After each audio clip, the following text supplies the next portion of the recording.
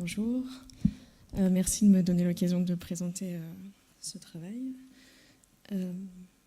Du coup, comment est-ce qu'on est censé faire là? Du coup, je m'appelle Perrine Seguin, je suis médecin en médecine physique et réadaptation à Saint-Étienne et j'ai eu l'occasion de faire un Master 2 en bioingénierie et innovation en neurosciences à Paris et je pratique des recherches autour des interfaces cerveau-machine au centre de recherche en neurosciences de Lyon, avec entre autres Jacques Lyoté. Du coup, je vais vous faire une présentation qui va recouper un petit peu la précédente, mais avec une orientation vraiment centrée sur les interfaces cerveau-machine, en partant des sujets sains et des patients Lockheed syndrome, pour voir à quelles difficultés on peut s'attendre ensuite chez les patients avec des troubles de conscience.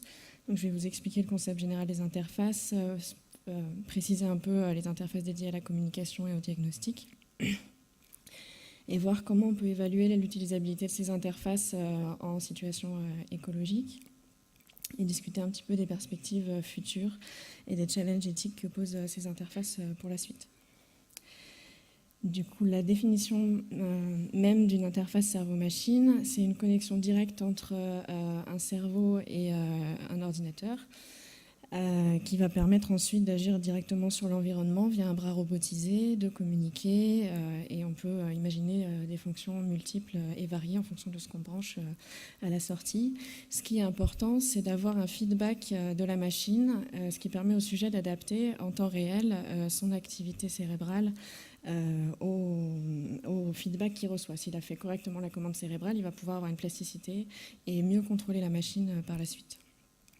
C'est ce mécanisme-là de connexion directe avec la machine qui suscite évidemment beaucoup d'espoir pour nos patients, puisqu'on s'affranchit des voies pyramidales habituelles pour avoir un contrôle sur l'environnement. On espère pouvoir contrôler les interfaces directement avec l'activité cérébrale. Donc il y a plusieurs méthodes pour recueillir le signal cérébral. Il y a des méthodes invasives qui ne vont pas beaucoup nous concerner aujourd'hui, mais il y a la possibilité d'enregistrer en électrocorticographie un signal cérébral de très bonne qualité. Et il y a plus rarement des électrodes qui peuvent être mises directement dans le parenchyme cérébral. Les cas types, ce sont des études avec un patient qui va être tétraplégique et qui va être implanté au niveau en électrocorticographie et qui va pouvoir contrôler un bras robotisé. Il y a aussi la possibilité de contrôler directement par stimulation électrique fonctionnelle un bras, son propre bras. C'est des études qui ne sont pas encore en vie réelle et qui se font uniquement dans les laboratoires. Mais c'est déjà un début. Les autres méthodes qui vont plus nous concerner, c'est évidemment les méthodes par électroencéphalogramme, par NIRS, c'est une sorte d'échographie infrarouge qui va détecter le même signal que ce qu'on détecte en IRM, avec beaucoup moins de précision, mais qui détecte en fait l'afflux sanguin au niveau des zones actives du cortex cérébral. La dernière possibilité, c'est, donc ça a été mentionné avant, la possibilité d'utiliser l'IRM pour communiquer. Avec la réserve, je l'ai mis entre parenthèses là, que c'est effectivement très peu pratique et que pour l'instant, à ma connaissance, les protocoles ne sont pas en temps réel parce que ça demande beaucoup d'analyse statistique et il n'y a pas de feedback direct du patient de sa communication. Il y a beaucoup d'analyses statistiques derrière. Les avantages des interfaces invasives, c'est évidemment qu'il y a une très bonne qualité de signal, donc des meilleures performances. On peut faire plus de commandes différentes. Les inconvénients, c'est évidemment d'aller au-devant d'une neurochirurgie. C'est une utilisation qui est confinée dans un environnement très spécialisé, très onéreux, avec beaucoup d'ingénieurs autour pour faire fonctionner ça. Et on ne peut pas sortir avec à l'extérieur. Et il va y avoir une durée de vie des électrodes qui est encore très limitée. Les interfaces non invasives, on va plus les utiliser dans notre cas puisqu'elles sont portatives, donc on peut le faire au chevet de nos patients. Il n'y a aucun risque. Par contre, on se heurte à une très mauvaise qualité de signal et donc on a des interfaces qui sont beaucoup moins rapides avec une charge mentale, une concentration du patient qui est extrêmement importante, nécessaire pour contrôler l'interface. La durée de maintien des électrodes, là aussi, les électrodes à gel, elles vont pouvoir tenir plus longtemps, 24 heures, mais par contre, les autres électrodes, notamment les protocoles d'électrodes avec de nombreux électrodes qui sont juste trempés dans l'eau, le signal est bon pendant une demi-heure, une heure, mais après, elle sèche et on perd en qualité de signal. Il faut toujours un tiers pour la mise en place de ces protocoles. Donc, dans l'idée à terme d'un patient qui puisse communiquer quand il veut, ce n'est pas encore très fonctionnel. Il y a une lourdeur de mise en place. Donc, il y a toutes sortes de fonctions pour les interfaces cerveau-machine. Comme je vous disais, une qui peut jouer sur la qualité de vie des patients avec un handicap moteur sévère, c'est peut-être de retrouver le plaisir de jouer, tout simplement. Ça, c'est déjà utilisable actuellement. Et toutes les autres, c'est pas utilisable, c'est encore de la recherche. Il y a des études qui se font de plus en plus en neurofeedback, c'est-à-dire qu'on essaye, grâce à des protocoles d'entraînement d'un certain signal cérébral, notamment dans les AVC, on essaye de récupérer un contrôle moteur. Et il y a des interfaces aussi dédiées à la communication directement. Il y a des interfaces dédiées au diagnostic, comme on a vu avant, et toutes les interfaces dédiées à la supplémentation motrice. Dans chaque cas de fonction différente, on se heurte à de différentes difficultés. Donc il faut toujours bien tenir compte de la fonction quand on évalue ces interfaces.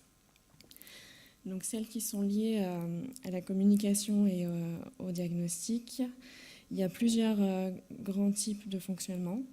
Parmi les interfaces non invasives, il y a les interfaces où on va demander au patient de se concentrer sur un signal extérieur. Ça a son importance puisque ça veut dire que c'est l'examinateur qui lance le signal, donc c'est l'examinateur qui lance la conversation. Le patient ne peut pas initier la conversation par lui-même.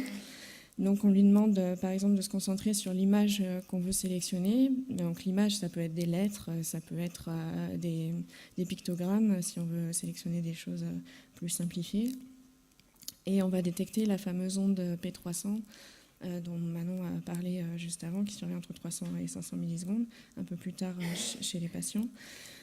Il y a d'autres signaux qui peuvent être utilisés, des images qui clignotent à des fréquences différentes, et en fonction, le patient va se concentrer sur l'une ou sur l'autre, et on détecte la fréquence, et on reconnaît à quelle fréquence s'active le cortex cérébral, et ça permet de savoir sur quelle image s'est concentré le sujet. C'est beaucoup plus fatigant, ça fatigue énormément au niveau visuel. Il y a d'autres types de signaux qui sont des signaux qui vont être générés spontanément par le patient.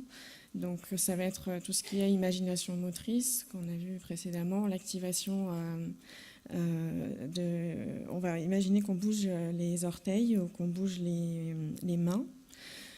Ça peut être d'autres types de signaux qui vont être plus d'essayer de changer son état mental en se relaxant ou en essayant au contraire d'être très concentré sur quelque chose. Et là, le patient pourrait éventuellement plus initier lui-même le signal, mais c'est des apprentissages qui sont un peu plus longs pour contrôler ces interfaces-là.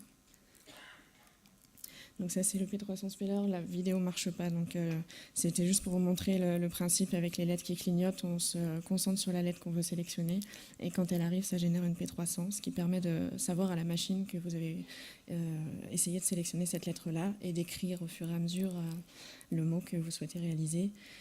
Donc c'est des interfaces qui ont été testées chez des sujets sains. Je vous montrerai les résultats après, et chez des patients. Pour vous donner une idée des limites jusqu'où on peut aller actuellement, il y a des interfaces invasives pour le langage qui ont été essayées chez des patients qui ont une épilepsie, qui sont surveillés en monitoring pour voir où sont les foyers épileptiques. Donc ils ont une électrode en électrocorticographie posée sur la dure mère ou directement sur le cortex. Et il y en a qui se sont posé la question de savoir est-ce qu'on serait capable de décoder le langage en ayant un bon signal comme ça. Donc là, chez cette personne, on leur a demandé de lire un texte à voix haute et ensuite le même texte à voix basse. Et donc cette étude a été publiée en 2014 aux États-Unis. Les résultats, c'est que quand le sujet disait les mots à voix haute, on était pas trop mal dans le contrôle du signal. Pas trop mal, c'est qu'il y avait quand même beaucoup d'erreurs. Et quand le sujet lit dans sa tête, par contre, ce qui n'est pas de très bon augure pour nos patients, la reconnaissance faisait énormément d'erreurs, presque autant que si on était au niveau du hasard. Donc on n'est encore pas très bon pour décoder ce que pense uniquement le sujet. On est meilleur quand il y a une action motrice réelle derrière. Ils avaient réessayé, donc en comparant en fonction de la taille du dictionnaire, donc ils ont laissé aux gens le choix entre 30 mots de vocabulaire ou 100. Quand on a 30 mots de vocabulaire, ce qui est peu, il y a encore un tiers d'erreur. Donc pour une communication fonctionnelle, c'est pas encore gagné, même en invasif.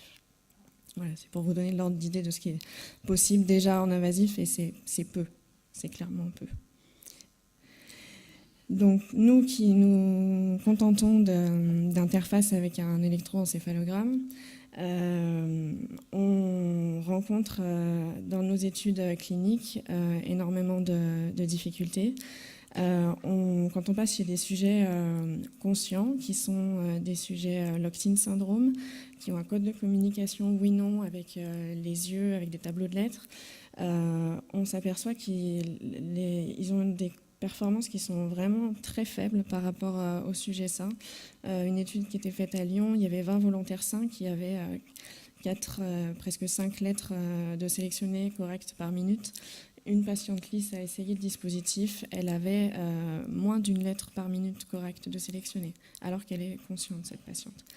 Il s'est retrouvé dans d'autres études, et par exemple sur des populations de patients avec une sclérose latérale amyotrophique, parmi une quarantaine de patients qui pouvaient être sélectionnés, là dans une étude qui est parue très récemment, il y en avait 9 qui n'avaient pas un assez beau contrôle de l'interface pour communiquer, et il y en a 6 autres qui vont ensuite, malgré un contrôle à peu près correct initialement, devoir abandonner l'interface parce que finalement c'est pas compétitif par rapport aux autres aides qu'ils ont déjà. Ils contrôlent l'interface un peu, mais trop lentement. C'est pas utile en vie réelle. Pour l'imagination motrice, c'est pareil, on se heurte aussi là au problème qu'en plus il y a un apprentissage qui est important, donc on perd encore plus de patients dans la bagarre. Donc face à ces difficultés en imagination motrice et en interface visuelle, on est passé, donc, comme disait Manon, à des interfaces sur les d'autres voies sensorielles, donc auditives ou tactiles.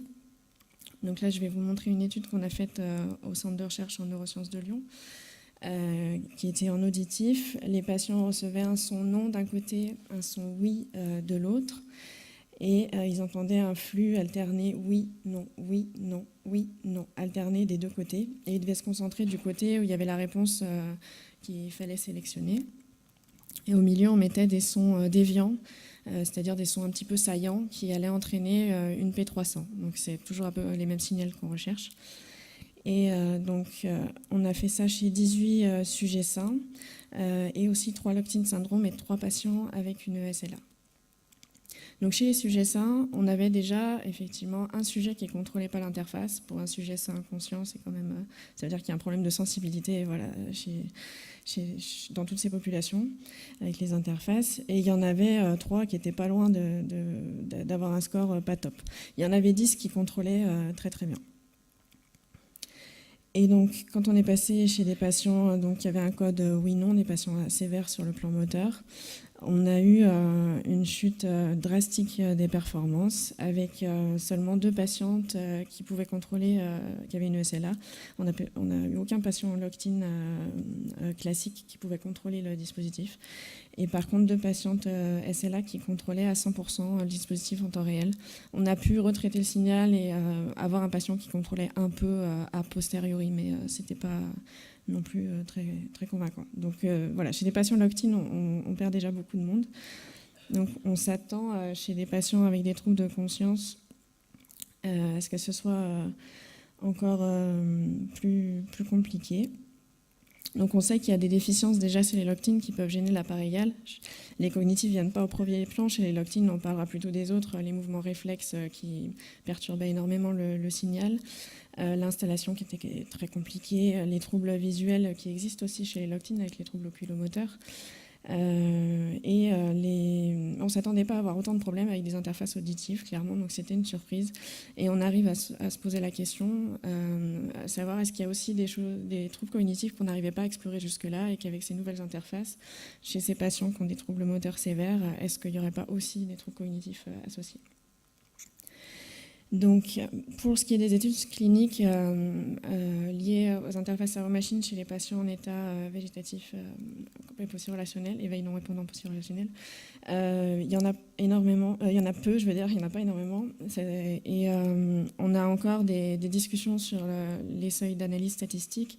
L'étude de Cruz de 2011, qui était une des premières sur le sujet, a été réévaluée ensuite par une autre équipe de Goldfein, et qui montrait qu'en fait, après réanalyse, c'était pas si significatif que ça. Au lieu de 3 patients sur 16 qui contrôlaient, il y en avait finalement 1 sur 16. Donc, et même à l'heure actuelle, il y a encore des débats sur les études récentes qui ont été publiées. Il n'y a pas des choses si convaincantes que ça. Pour répondre à la question que vous posiez tout à l'heure, qu'est-ce qu'on fait de ces patients qui répondent avec une interface cerveau-machine et qui ne répondent pas en comportement? On n'est jamais très sûr en fait, à moins d'avoir un score hyper performant. Et là, c'est jamais le cas parce qu'on est dans des... Comme on ne veut pas les fatiguer, on a des tout petits échantillons, on leur pose peu de questions et on est toujours proche du niveau de la chance. Donc il faut toujours prendre ces résultats-là avec une grande précaution. Donc comment évaluer l'utilisabilité de ces interfaces? Ça, c'est pour si on voulait les transposer dans nos services. Il y a des cadres théoriques qui ont été faits et on sait qu'il faut évaluer à la fois la fiabilité, donc le taux de précision pour le diagnostic, c'est vraiment ce qui est le plus important, le taux de sensibilité pour détecter le plus grand nombre de patients possible, les performances, pareil, et la satisfaction de l'utilisateur, on n'en est pas encore là dans le cadre du diagnostic. Donc aujourd'hui, ces interfaces, même chez les Locked-in syndrome, elles n'ont pas de bénéfice. Ils communiquent plus vite avec leur tableau de lettres et leurs eye trackers. On voit beaucoup dans la littérature, mon interface cerveau-machine marche, mais ensuite, quand on fait un peu le détail, les sujets n'ont pas un handicap si sévère que ça, ou alors on n'a pas comparé avec leurs aides techniques, et du coup, ça donne des choses où les patients contrôlent, ils font une lettre par minute ou moins, et ça n'a pas d'intérêt pour eux. Donc on aimerait avoir plus souvent des études longitudinales avec un vrai bénéfice par rapport aux autres aides techniques, minimum de contraintes, et une vraie situation de handicap pour que ça leur apporte quelque chose. Et une sélection de la population à étudier. J'avais écrit cette phrase-là il y a 2 ans, et là, en refaisant un peu le point sur la littérature, c'est la première fois que je vois une étude qui fait vraiment ça, l'étude de Volpo, qui a sélectionné ces 40 patients et qui leur a fait passer des tests. Certains pouvaient faire plus de 70% de contrôle, donc ils ont un flowchart, comme on voit dans les études cliniques, où on voit que, bon, à la fin, il n'en reste que 7 qui utilisent ça en vie réelle, et tous les autres ont dû abandonner. Alors, il y a eu des décès, mais il y a aussi beaucoup qui abandonnent parce que c'est pas assez utile en vie réelle. Mais du coup, c'est un début et c'est plutôt bien de voir ça. Ça permettra de mieux cibler les patients qui peuvent en bénéficier. Du coup, qu'est-ce que peuvent apporter les interfaces au niveau du diagnostic? Avant, on parlait de la communication. Au niveau du diagnostic, chez les patients EBCEPR, pour l'instant, on utilise surtout des protocoles électroencéphalographiques, finalement. On n'utilise pas le fait qu'il pourrait y avoir un feedback en temps réel. Donc, il faudrait des études comparatives parce que ça vaut vraiment le coup de passer autant d'énergie pour venir avec une étude d'interface cerveau-machine où il faut plusieurs ingénieurs autour. C'est beaucoup plus contraignant qu'un protocole EEG potentiel évoqué simple pour l'instant. Donc, il faut vraiment prouver des bénéfices, sinon c'est perdu. Il n'y a pas d'études longitudinales pour savoir après vraiment ce que les patients deviennent, ceux qui ont été détectés un peu plus tôt. Enfin, il n'y a pas de grosses études longitudinales, il y a des petites études, on sait qu'ils se sont réveillés derrière. Et donc pour les perspectives futures, donc comme disait Manon, voilà, on espère des améliorations technologiques en termes de captation du signal, de traitement de signal, d'intelligence artificielle. Ces interfaces, elles fonctionnent parce qu'il y a maintenant l'intelligence artificielle qui permet de traiter les données cérébrales complexes. On essaie de renforcer la pluridisciplinarité, ingénieurs, neuroscientifiques, soignants, éducateurs. Il y a énormément de monde qui gravite quand on fait ce genre de projet. Et ça prend beaucoup de temps d'arriver tous à se comprendre. L'implication des utilisateurs potentiels plus en amont. Les patients sont très volontaires pour participer à ça, même s'ils sont locked-in et qu'ils ont déjà beaucoup de contraintes dans leur vie. Les retours sont très positifs. Donc il faut les tester le plus vite possible parce qu'on voit que ce qui marche chez les sujets sains va moins bien marcher chez les patients, beaucoup moins même. Et donc on espère à terme avoir des projets en vie réelle. C'est pour vous montrer les capteurs qui se développent aussi, qui sont plus portatifs voilà, au niveau des oreilles. Et, on espère que ça simplifiera des essais plus rapides et plus faciles. Et donc pour revenir sur la fonction, les patients avec des troubles de conscience pourraient être, à mon avis, dans les premiers à bénéficier un peu de ces interfaces, puisque il y a peu de fonctions qui sont requises pour que ça soit utile chez ces patients. Déjà, si on détectait leur conscience plus vite, on aurait déjà quelque chose d'important. Et pour détecter une conscience, il faut déjà que ce soit juste un peu facile à contrôler, mais on n'a pas besoin d'une performance extrême. Contrairement à la communication, il faut que tout marche très bien et que ça soit très facile d'utilisation. Donc c'est un objectif qui pourrait quand même être atteignable et qu'il faut essayer. Et ce serait évidemment un bénéfice immense pour ces patients si on y arrivait. Et il faut compter sur les échanges avec le reste de la population, puisque c'est évidemment, les constructeurs ont plus intérêt à développer des interfaces pour la population générale, où il y a plus de moyens. Et ensuite, on espère que ça, par vague, ça nous aidera pour la suite. Et les constructeurs sont avides de prêter leurs dispositifs pour nos études, donc il faut en profiter.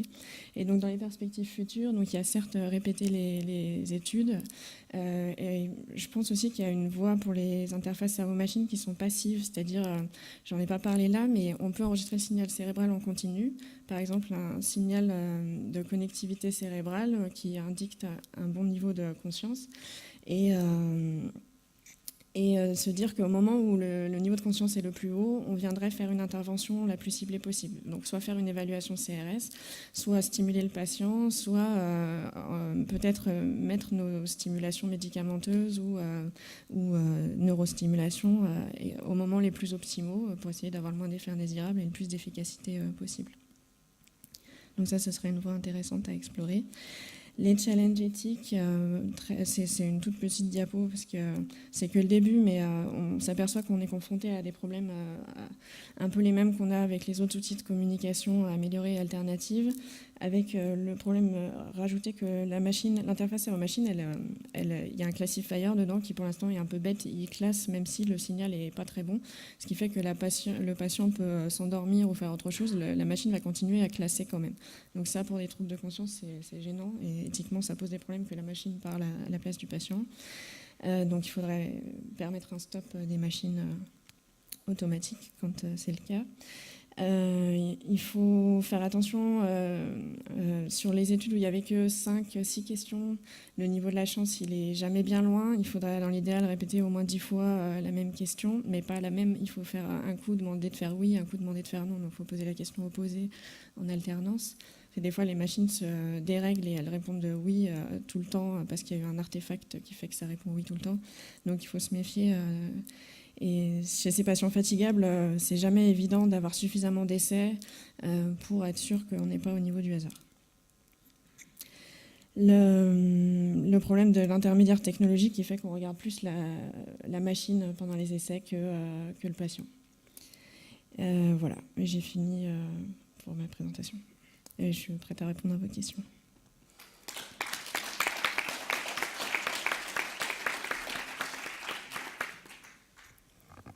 Merci beaucoup pour cette présentation. Est-ce qu'il y a des questions dans la salle ?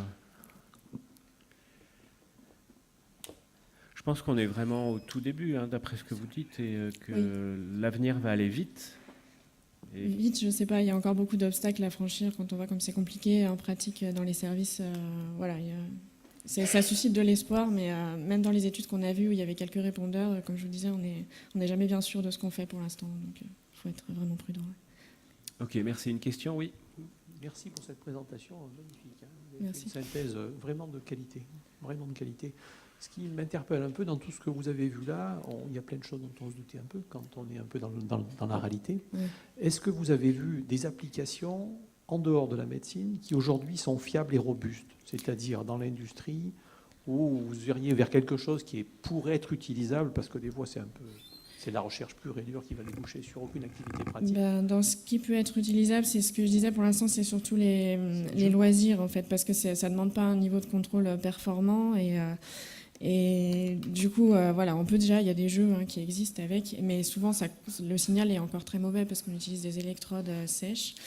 Les autres, en vie réelle, on a vraiment peu d'autres utilisations. Il y a l'armée et l'aviation qui travaillent beaucoup sur les interfaces passives, détecter à quel moment le sujet va perdre voilà, l'attention, un contrôle attentionnel. Et il y a vraiment beaucoup d'argent et beaucoup d'équipes qui sont sur le coup, et pour l'instant, ça ne marche pas très bien. Donc non, il n'y a pas vraiment d'utilisation en vie réelle pour l'instant, hélas. Ouais. Merci. Oui, juste une dernière question, puis après on va enchaîner. C'était pour rebondir sur la remarque d'Éric Vérin, l'avenir va vite.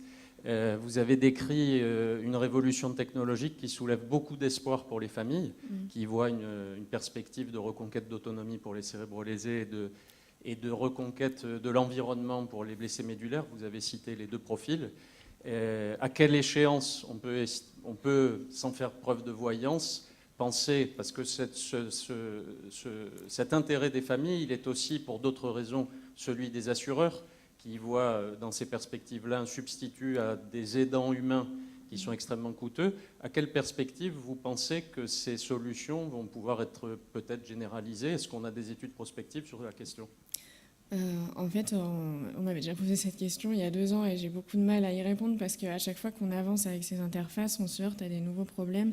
Et là, typiquement, chez ces patients moteurs, on attendait beaucoup de handicapés moteurs très sévères, on attendait beaucoup de bénéfices. Finalement, c'est eux qui ont le plus de mal à contrôler l'interface. Donc, on découvre des nouvelles choses chez eux. Donc, ça nous sert d'exploration.